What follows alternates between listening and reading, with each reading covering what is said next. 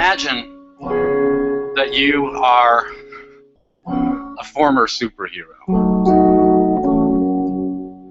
You once had an amazing superpower, an incredible superpower that gave you the means to competently manage everything that matters in a civilized human life. Your marriage, your family, your home life, your work, your social life, your intellectual life, and your civil life, your life in civil society among other people. That you had the superpower that enabled you to competently handle anything, and then for some reason, some silly reason, you let yourself get talked out of it.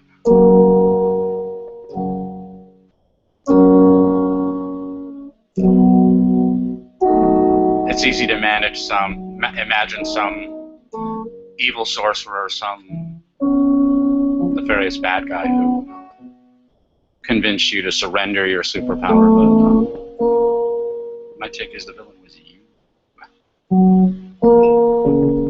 As we discussed last week, everything that happens in your life happens because you made it happen. You caused it to happen. You are the initiator of every purposive action in your life. And if you surrendered your superpower, it was because you did it, not because somebody else talked you into it or made you or coerced you. You're a volunteer!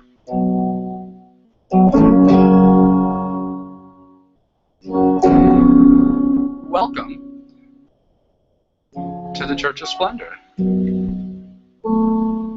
This is an atheist, egoist church, so if you're waiting to be hectored about heaven, hell,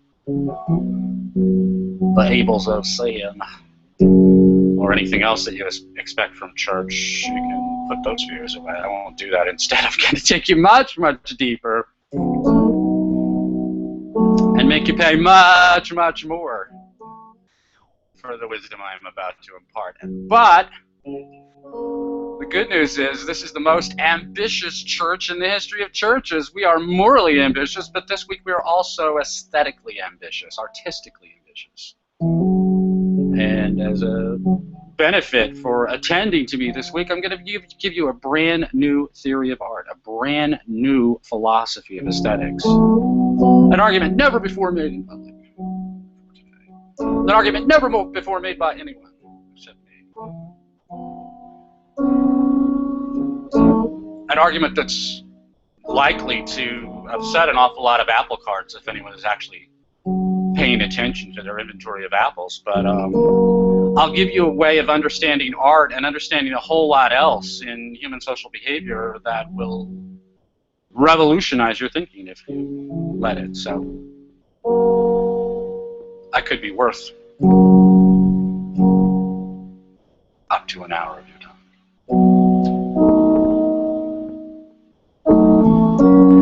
A fundamental argument that I make in my philosophy is an idea I call transactions. And so the topic that we're discussing this week is poetry. Poetry. And mainly we hold poetry in contempt, and I mean civilization, our civilization, culture holds poetry in contempt. We deride it as useless entertainment, or we hand it over to the professoriate who immediately destroy it with nonsense. They create unreadable nonsense in exchange for tax dollars. Just like everybody else in government, government exists to turn mud pies into paychecks.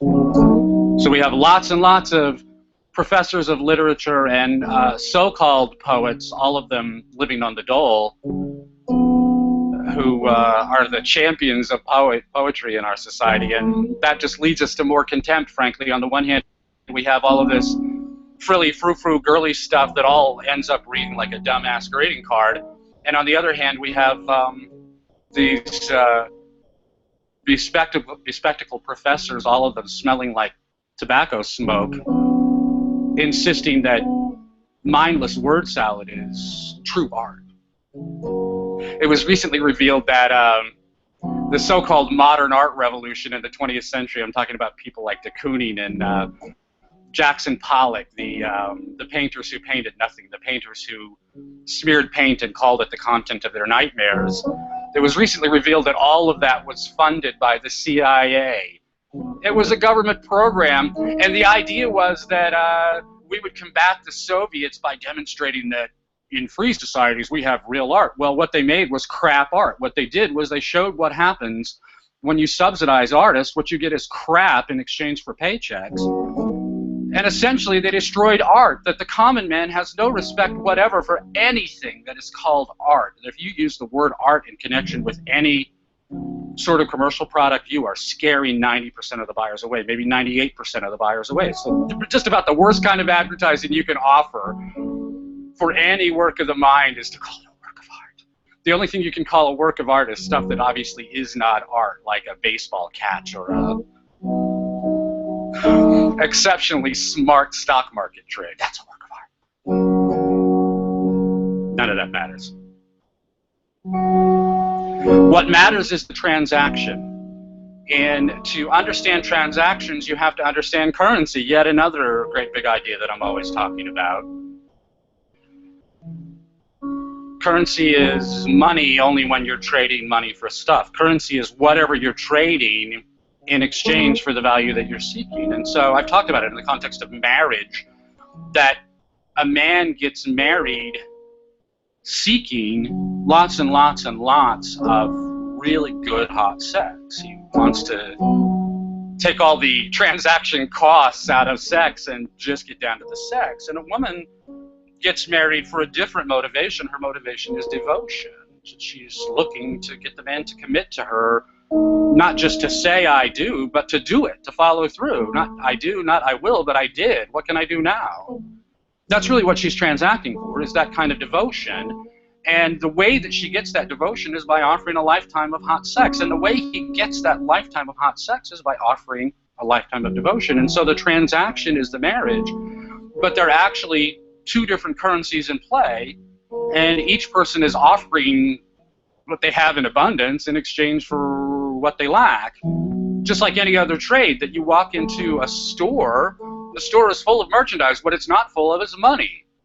They want to trade all of that merchandise and fill the store up with money. Instead, you walk into the store, you got no merchandise, but you got a pocket full of money. Guess what? You're in a position to make a trade. The purpose of the transaction is not the inventory. The purpose of the transaction is not the seller. The purpose of the transaction is the trade, is the exchange, is the sale. And therefore, the person who's driving that transaction is not the seller, but the buyer. Now, I want to take that back. The person who's driving the transaction is the seller, but the person who's making it happen, the sine qua non, the without which not, the element that if you remove it, no transaction can take place, that element is the buyer. The buyer can take his money elsewhere and buy merchandise elsewhere, or just keep it as money. But the seller can only get money by engaging with and transacting with and successfully closing the sale with the buyer. The purpose of the transaction is the sale. So we talked about business transactions. We can understand those easily enough, but we only pay attention to one currency. Then we only pay attention to the money or the merchandise. We really don't pay attention to all the other currencies. What other currencies are involved? Friendliness, bonhomie, goodwill, a friendly chat, maybe just habit, or maybe you're just comfortable in that store. You've been going there since you were a little kid and it's always felt like home to you, and so you pay a little more and wait a little longer in order to buy something that you may not really need all that much, or that you could get later and cheaper somewhere else, but you buy it there in pursuit of a number of transactions. The merchandise is only one of them. And whatever those other currencies are, whatever other currencies that you're seeking in that transaction, they're very important to you, and they are non-fungible. You can't swap those out. The money you can take elsewhere, but your lifelong friendship with the merchant is non-fungible. It can't be replaced. And so your reason for doing business there is the merchandise dispositively. If the store goes out of business, or if it stops selling your brand of gum, you might not go there anymore. But your reason for engaging in that particular transaction, that exact exchange of money for gum or whatever, your reason for engaging in that transaction is far beyond the material values that you're considering, the gum and the money. That's all these other emotional factors enter into it, and if they weren't present, if the storekeeper died, you might stop going. Even if they cut the price of your merchandise in half, you might stop going there just because the only reason you were going there in the first place was because you liked the guy who owned the store. But the purpose of the transaction of this is the sale, and so we can look at other kinds of transactions that we typically don't think about money. Music, the purpose of music is not this awful sound that I'm making.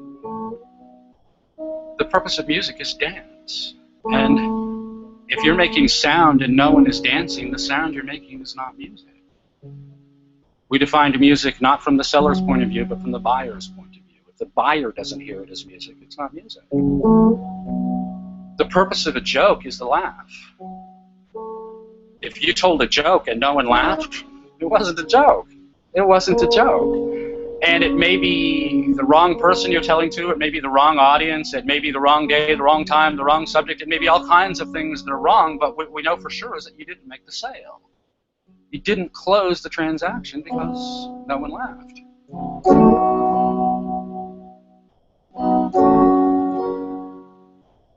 So what we're getting at is what might be the purpose of poetry.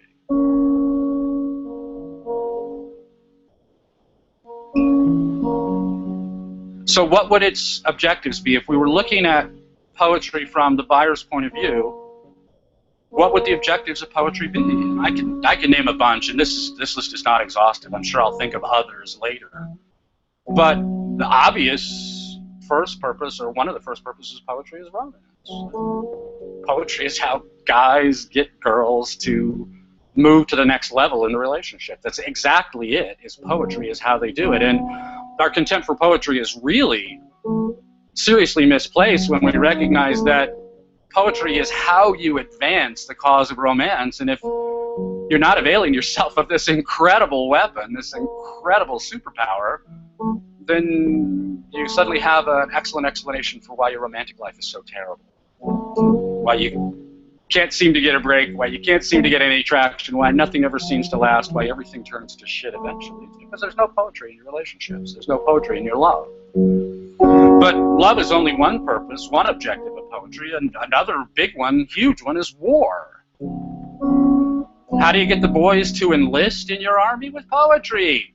How do you get them to march 50 miles to make camp in the mud? You do it with poetry. How do you get them to volunteer to fight and die, not in their own interest, but in yours? With poetry. Once more unto the breach. We few, we happy few.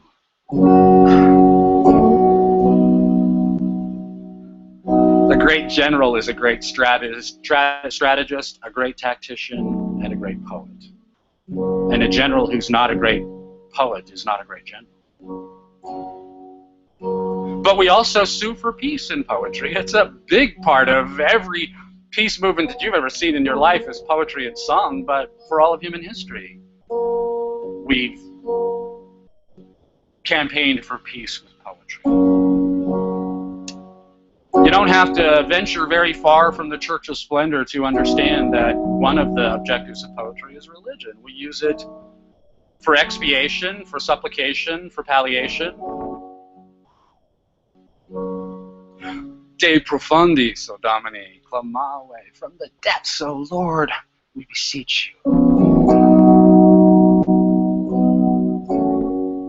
No poetry, no church. The church is 100% poetry. That everything that consists, every doctrine, every apocrypha, every holy book, every holy statement is composed in the form of poetry. And one of the things that makes religion continue to succeed in modern society, that one of the things that makes churches, big churches, mega churches, international churches, the thing that makes them work is that it's one of the few places in the world where people can turn to for poetry that is meaningful in the execution of everyday life, that is meaningful for establishing the standards and values by which you're going to live. And it's done in poetry, and it's done primarily by churches because The professors have abandoned all that. They're too busy hanging out down at the garbage dump trying to catalog shit and garbage, and they're not at all interested in moral philosophy. Moral philosophy implies that there could be a truth, and they're against that. It implies that there could be values, and they're against that. So there's no room in their minds for poetry, certainly not in their official capacity. Everybody lives by, we all live by poetry, but in their official capacity, they will not credit poetry with having any meaning or importance. And so that's why this entire segment of the intellectual marketplace has been left to churches until now. I'm taking it back, but until now. Because the only people who were interested in helping people motivate their lives were churches. Another huge use for poetry is child rearing. This is how you get your kids to go along with what you want done is you cajole them with poetry. You are always throwing these little poetical ideas at your children in the hopes that they'll take the bait and do what you want done rather than whatever it is they're doing instead. You can see that carried out almost exactly the same way, different language, but essentially the same stuff in the form of politics. A chicken in every pot. What? Whose chicken? What chicken? Where are these chickens coming from? Who's paying for them? A chicken in every pot. Politics is all about poetry. You sway people to vote your way by promising them hope or riches or all kinds of stuff that you don't have. You're going to promise it anyway in the form of poetical statements in the hope that they will support you. We turn to poetry for inspiration. This is where my church really lives. We turn to poetry for inspiration, to be inspired to do more, to work harder, to do the job that no one wants done, the job that seems to offer no reward for now and may have a payoff later, but who knows when or how. How do you motivate yourself to do that? You do it with poetry. You say, well begun is half done. That's one of my favorites. I love it. Well begun is half done. Well begun is 10% done. Maybe, if you're really lucky. Maybe only 5% done. But you say, well begun is half done. Because you know by saying it, that'll get you further down the field. It'll get you to the halfway point. It'll get you to 75%. It'll get you finished in the end. Well begun is half done. That's a wonderful poem. Completely false, but wonderful. And then the last purpose I would name, the last objective I would name, is the one that everybody else names first, that poetry is entertainment. It's a break from everyday life. It's an opportunity to relax and think about something else. But that's the least and last purpose as far as I'm concerned. The purpose of a transaction is the sale. And therefore the transactional purpose of poetry is leadership. Look at those objectives again. Romance, war, peace, religion, child-rearing, politics, inspiration, entertainment. Of that list, the only one that's not actively seeking to persuade you to do something is entertainment. Everything else, the poetry exists to persuade you to change your behavior, to behave differently, to take a different action from the one you otherwise might take. The purpose is persuasion. The purpose is sales. The merchant has a store full of merchandise, but he doesn't want the merchandise. What he wants is your money. In order to get your money, he has to convince you to part with it, to take his merchandise instead. And the way he does that is with salesmanship. The way he does that is with persuasion. And ultimately, the way he does that is with poetry. It rides like a tree.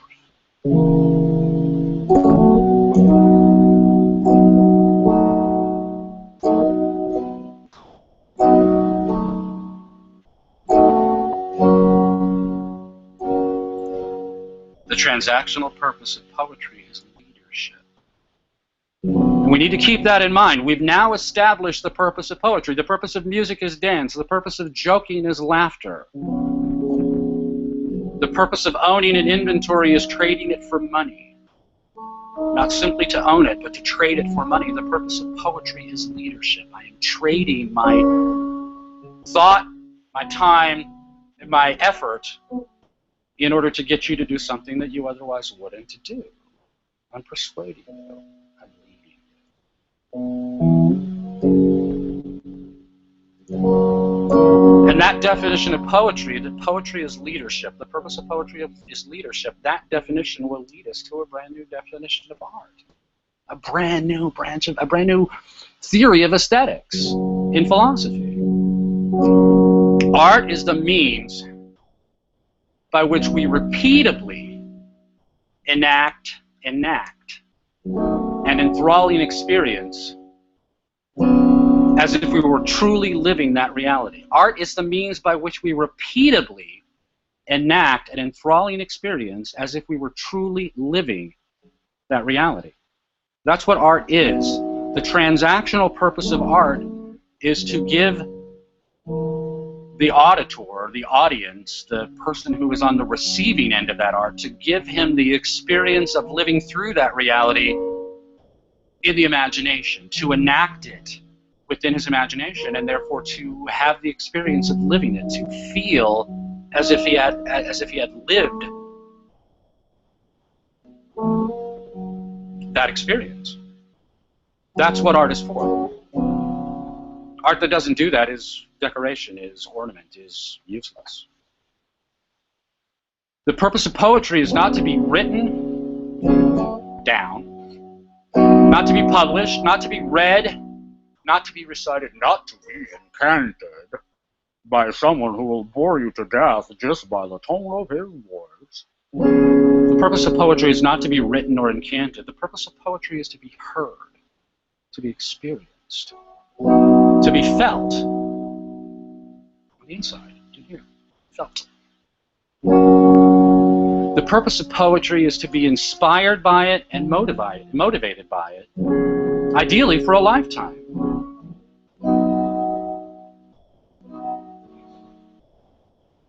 Frilly, girly, greeting card crap. No.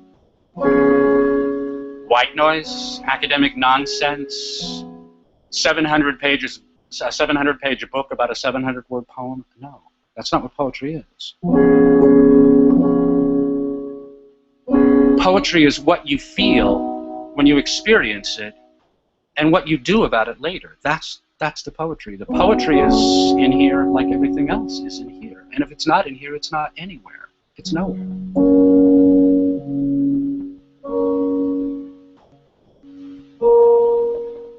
The purpose of the merchandise, the purpose of the transaction is the buyer. The purpose of the music is the dancer. The purpose of the joke is the person who's laughing. And the purpose of the poem is the person who's moved by it. Poetry exists to move people, to lead people, to move them, to change them. And it's only really poetry, it's only really art, it's only really working when it does that. When it moves people, when it leads people, when it changes people, that's when poetry works. And otherwise it doesn't work, it doesn't really exist. It's not poetry. In the same way that a joke that results in a room full of silence is not a joke. No laughter, no joke. No change, no poetry.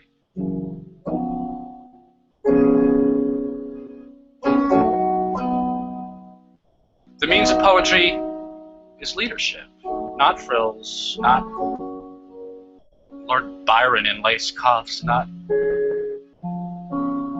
some silly jackass in some office at Hallmark greeting cards writing the equivalent of roses are red, violets are blue 7,000 times a week. It's not some idiot academic who makes his living fleecing the taxpayers by spouting nonsense continuously. The purpose is change. The purpose of a poem, ideally the purpose of a poem is to change your life forever.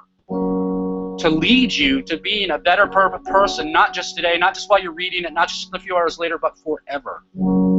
That's the purpose. So I want to talk about some poems that I think are really, really interesting. You'll note that I haven't hectored you too much with literary output so far, because I think that while literary poems, classic poems, poems that we admire and revere across the centuries, while I think they're very valuable, they're not what matters in poetry, because they're not really the leadership component. I'll give you leadership in real life. Let's go back to that minivan that I talked about in the runaway minivan. If you go to 21 Convention's YouTube site. You can see this video, The Runaway Minivan, or you can probably just search for it on Google to find it. But in that minivan, let's say that Dad is now driving home from the hospital. Junior's leg has been set. He's got a cast on, and Dad is now driving home from the hospital. Mom's exhausted. She's asleep in the back seat. She's holding Junior in her arms. They're both strapped in together with the seatbelt just so she can cradle him and comfort him. And little Sally is asleep in the other seat, in her car seat or whatever, and Dad is driving. And at some point, it's late at night, at some point little Sally wakes up and she's not really sure what's going on, and she doesn't say anything, but she leans forward in her seat and she looks at her father. And she can't really see him all that well because he's only lit by the dashboard lights, but what she sees is this look of supreme confidence. And this is a man who's completely in control. This is a man who's not worried about anything. And that's poetry. That's poetry. The road could be a sheet of ice. Everything above that road could be fog as thick as pea soup. He's driving blind on a road that he doesn't trust, but he has to do it. He has to drive. And in doing it, he expresses the confidence that he feels, but he also expresses a confidence that maybe he doesn't quite feel. And yet he knows that he needs to project that confidence for the sake of his family, even though, as far as he knows, they're all asleep. And yet he's still performing that poem. He is enacting that poem for his family, and little Sally sees it, and she may never say anything at all about it. She may never even tell him this happened, but that's poetry, and it's amazing poetry. I'll give you another one. Dad again. This is a classic image from television, especially 50s television. Dad is leaning with his elbow on the hearth, and in his other hand he's got a drink. And he's just leaning there. Maybe he's got his finger propping up his temple. He's just leaning there and looking on his home and his family like there could not possibly be anything wrong in the world. That he is in complete control. He is the man in charge. And this is an incredibly valuable message to transmit to his children, to his wife, that he is in control, that he is in complete confidence that he can manage anything that might hit them. He's the man in charge. And this is an extremely potent poem. And it's one that every father should be projecting all the time, and too many aren't, but if you want your children to grow up feeling safe and happy, the way you do it, dads, is with those kind of expressions of confidence, not with words and not with chores and not with hectoring and not with yelling and not with punishment or any of the other things that you think are the tools of parenthood. What makes you most a father to your wife and to your children is that those expressions of confidence, those continuous expressions of complete confidence. No words at all, you'll know. I'll give you another one. I made a video about this on St. Valentine's Day because I think it's important for men to retake the leadership role in their marriages. But here's a really good way to do it, and that's just to step up behind your wife, wherever she is, and nuzzle her from behind. And, you know, you just breathe in the smell of her hair, and you breathe in the smell of her perfume and her skin and her pheromones and all that, and you just hold her adoringly. And she can feel that, and she'll be moved by it.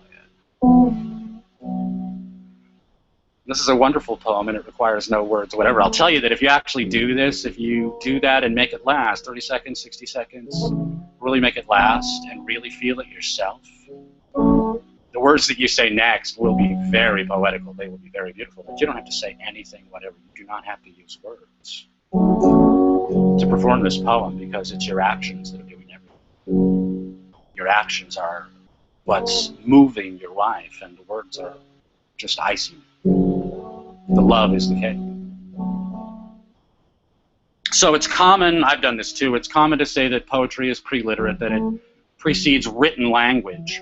And that's obviously true. I mean, all of the great poems we know from history began as memorized poems. There was no written language, and so they had to be memorized. There was a verbal language, but no written language, and so the poets And the people who wanted to perform the poetry had to memorize it. But I could say that poetry, verbal poetry, really precedes words in the sense that very probably the first verbalized poem was something like la la la la la la la la. It was a mom trying to persuade her baby to go to sleep with sound.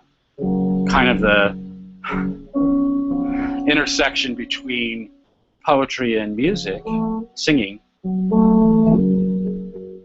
But that is probably the first form of a verbalized poem, is that kind of comforting sound that you make to an infant or a baby. But I can go you one better, because I believe that poetry is pre-verbal. I just showed you 3 kinds of poems that don't require any words.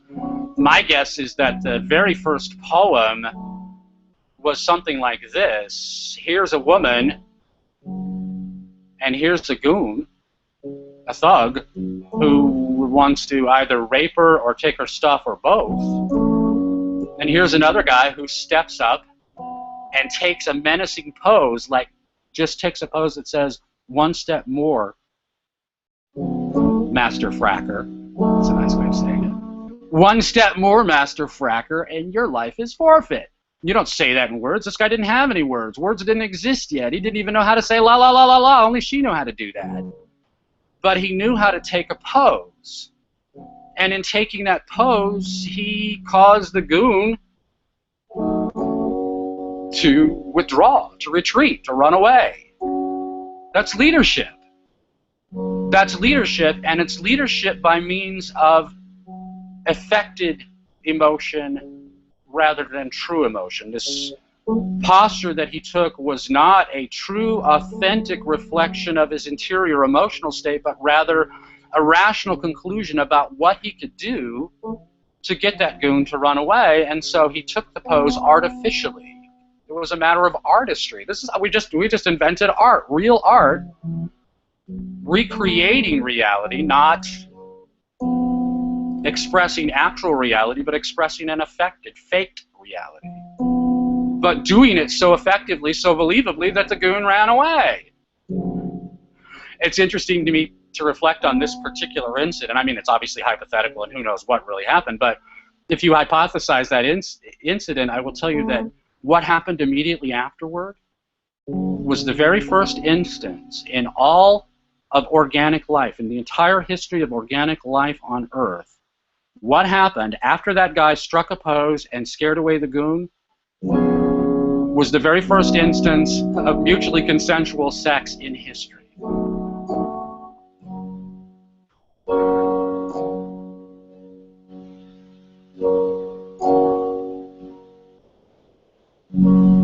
But primordial poetry was affected display behavior. It was acting. This is the birth of poetry, is in display behavior, in mother tongue, not really in father tongue, but in affected mother tongue displays. That display behavior is mother tongue. It's body language like any other, and it's an attempt to signal by use of the body. It's bodily signaling. All mother tongue is bodily signaling. We have it just as every other type of organism has it in one way or another.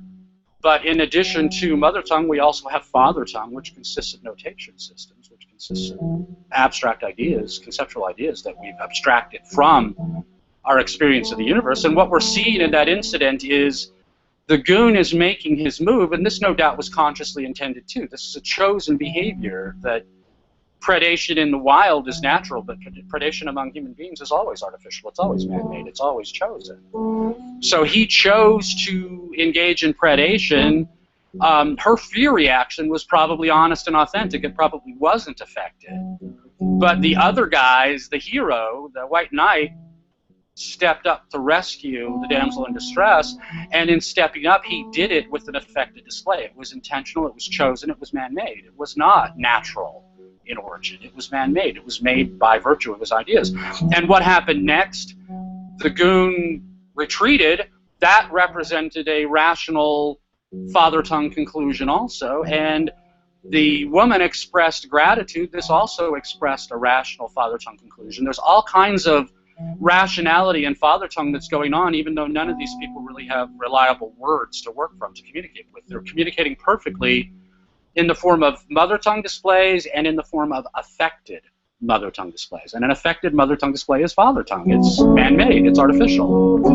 The fact that it's using mother tongue as its medium is irrelevant.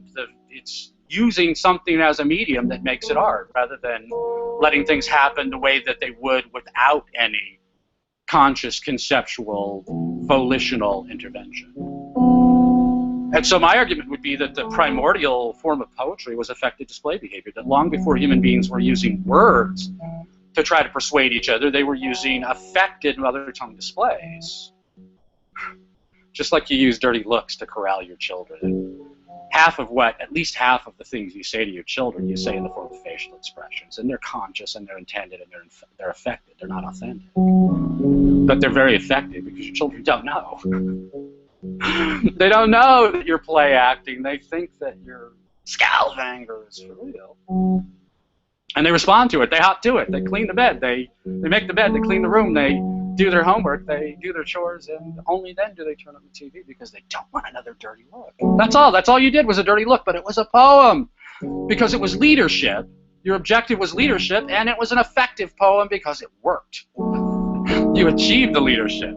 The play's the thing, said Shakespeare. The play's the thing in which to catch the conscience of the king, and without enactment, without being enacted at least in the imagination, but enacted in the real world, without that kind of enactment, without that real action, without that real belief in the action that is being described by the art, without that action, without being enacted, all literature is lifeless and dead.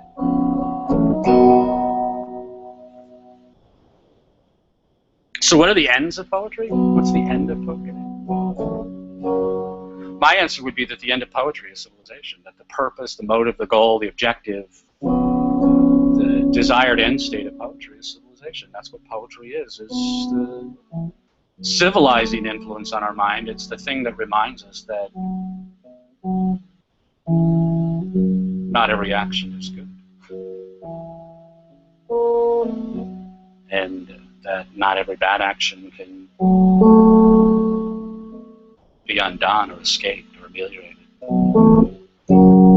But if you're looking for a big idea that really matters, really mattered in the history of the world, especially in the history of the United States, take one simple poetical idea. Give me liberty or give me death.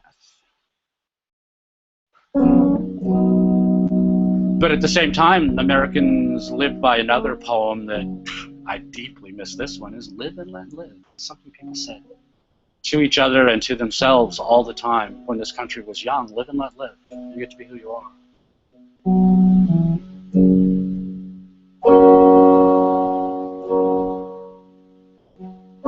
Every home is a polis in the Greek sense. Every home is a community. And a community is really understood to be a mutually voluntary community in the sense that a community is not a community when it's in a state of rebellion. And so if the members of the community are in rebellion against it, that community is falling apart. It's wrecking. But if it's not falling apart, if people are participating freely, openly, actively, honestly, joyously, purposefully, if they're participating in this community as though it's working, it is working. This is the idea of legitimacy in government, but every home is a polis.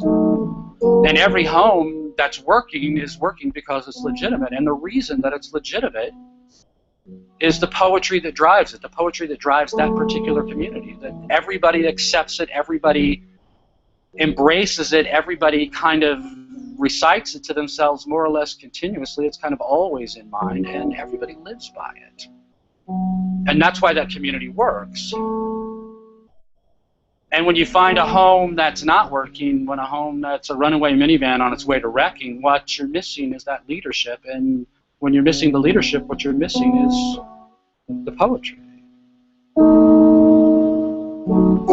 And it's men, males, male human beings, who are responsible for that poetry. They are the poets in their family. That each one of us is a poet. Every human being is a poet, and every work of the mind should be poetry first. But men are poets. It's what we are. Men are poets. That's what we are. We are the people who pursue the romance, who chase the woman. The woman doesn't chase the man chases the woman, and he chases her with poetry. We're the ones who argue for war and argue for peace. We are the ones who build our political systems and the ones who tear them down.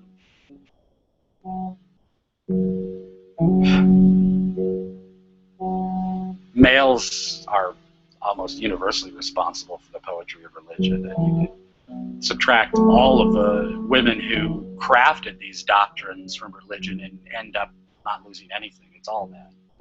Not taking anything away from women. Women behave differently. They operate on a different currency. And because they do, they're not nearly so interested in making poetry that serves general and abstract purposes. The poetry that they're involved in tends to be much more mission critical, much more practical. Whereas men can make that poetry that inspires for generations.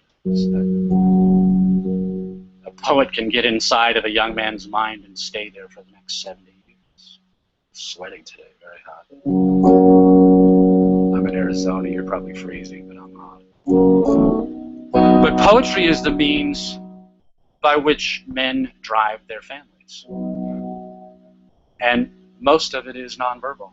Most of it is leaning on the heart, driving the car with complete confidence, looking at mom with a smirk on your face that says, oh yes, tonight is that night. That's poetry. You didn't have to say a thing. Tonight is that night. That's the poem. Tonight is that night. But you don't say it with words. You say it with your eyes.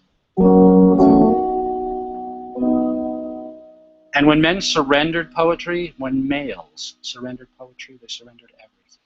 They surrendered everything. Not just their marriages, not just their families, not just their homes, but they surrendered civility and civilization itself. Why are we careening toward chaos? Everywhere you turn, you can find some garbage collector, some shit scientist telling you that the world will end Tuesday for this reason, or the world will end Thursday for that reason. You can find that everywhere. Why is the world careening toward disaster? It's because we've surrendered poetry. That's why. You think it's the most frivolous thing in the universe. And instead, it is the most vitally important ingredient in your life. It's what makes you human. And when you surrender that poetry to thugs, you surrender everything, every value that you have. You turn into shit and garbage by throwing the poetry on the trash heap first.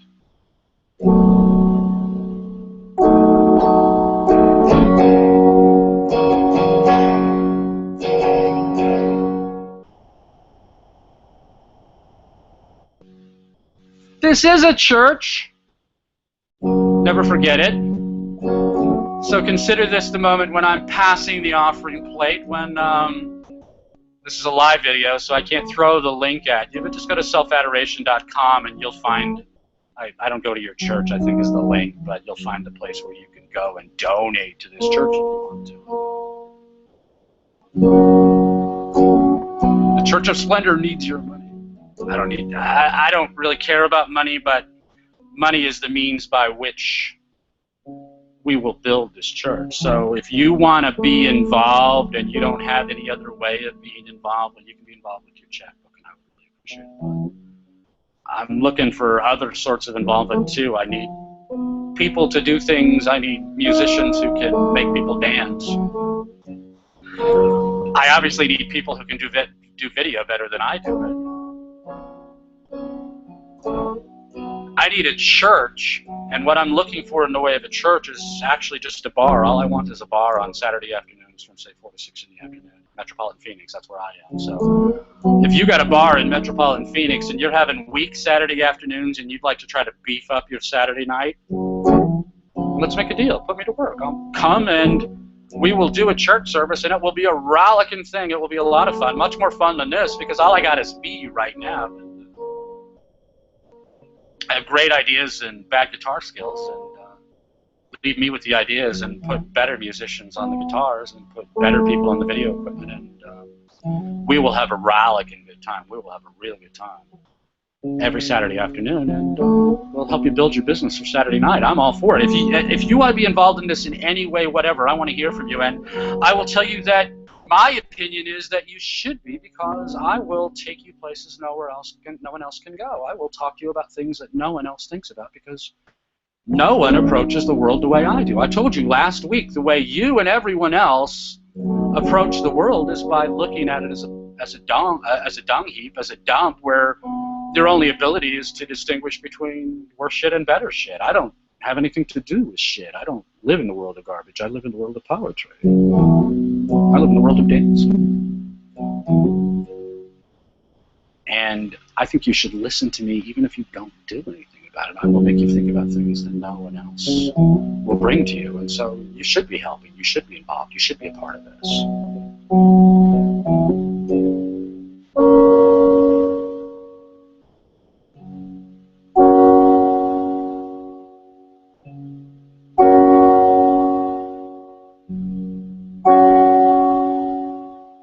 I'm grateful to you for being involved to this extent in any case, that you listen to me.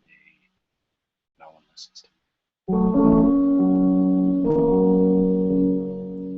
me. The poetry that I make for my own ears. And remember, it's the audience, it's not the author, but the audience is the author. If no one else is listening, the audience is the author. And the poetry that I make for my own ears moves me beautifully. It's moved me for my whole life, and will continue to do so. I am careful, very careful, to express myself poetically all the time, because I'm trying to get into your head. I am trying to get into your head and stay there forever. And so I express myself very poetically. Choose admirably, I say. Avoid regret. That's so wonderful. It's just two words. Thrive. One word. Thrive. Be who you are. Do what you want. Have what you love. But I'm grateful to you for listening to me, for listening to my poetry, and for taking a chance on me infecting your brain forever. I'm very grateful to you, and I encourage you to come back every Sunday and to watch my other videos and to pursue my text and to read my book, Man Alive, which will change your life forever. I'm very grateful to you for your participation. I'm thankful, and I want to see more, but I'm happy with what I have now, because every mind that I can touch, I want to. And I'm glad that you opened yours up to me. So let's close today. We're going to close with an actual poem. I've told you that poetry is the act, not the words. The poetry is the feeling, not the words. The poetry is the leadership, not the words. And so we have all this great poetry from history that I'm basically just dismissing. Not because it's not great, some of it is great, but just because it's not what matters in poetry. What matters in poetry is you. What matters is the poetry that you're living from the inside out all the time. And particularly if you're male, and most especially if you're a father, a husband or a father, but especially a father. You need to be leading constantly with your poetry, and almost all of that poetry will be nonverbal. Women, it's unfair to hold it against your men that they can be so reticent, so taciturn, so silent. They're constantly communicating with you, and you're just not paying attention because you're trying to apprehend everything they're saying with your ears, when in fact the organ you should be using is your eyes. You should be watching what they're doing rather than listening to what they're saying, because they're not saying much, but they're doing everything. If Dad is following through, he's doing everything, and he's doing it admirably, and he's doing it beautifully, and he's doing it poetically. You should give him credit for that. But we'll close with a poem. This is from Ulysses by Lord Tennyson, and I just think it's wonderful. I think it's words to live by, the words that you can live by, ideally, for a lifetime. Though much is taken, much abides. And though we are not now that strength which in old days moved heaven and earth, that which we are. One equal temper of heroic hearts, made weak by time and fate, but strong in will, to strive, to seek, to find, and not to yield.